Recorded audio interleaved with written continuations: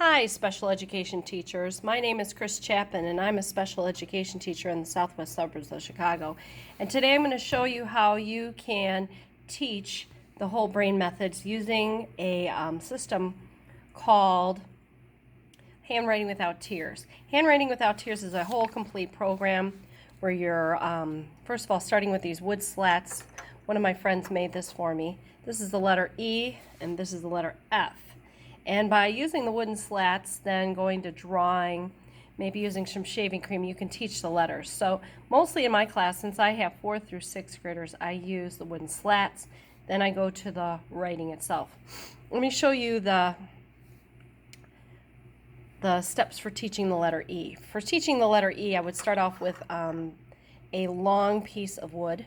So that I would say long, short line, short line, short line. I would say E. Now you do it.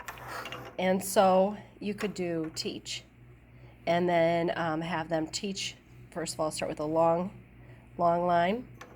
Then you go to one short line. One short line you can have them visually show you. And then they would go to E. And then eventually the teach okay would be they would teach their neighbor the 3 steps. Long line, short lines, letter E. Hi-fi switch. And then you can even get into some problem solving and some higher level thinking. Even with children who cannot write on their own, you can go with what's the difference between an E and an F? One difference between an E and an F is that there is one less short line.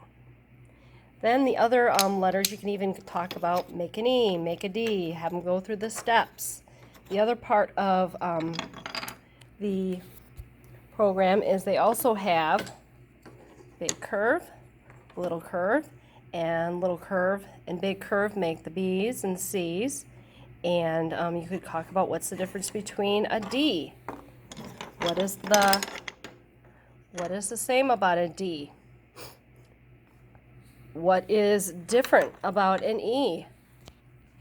Compare and contrast an E and a D. Well, you're getting into some problem solving, higher level thinking. The same, compare, both the D and the E have big lines. Contrast, the D has a big curve, E has short lines, 3 of them.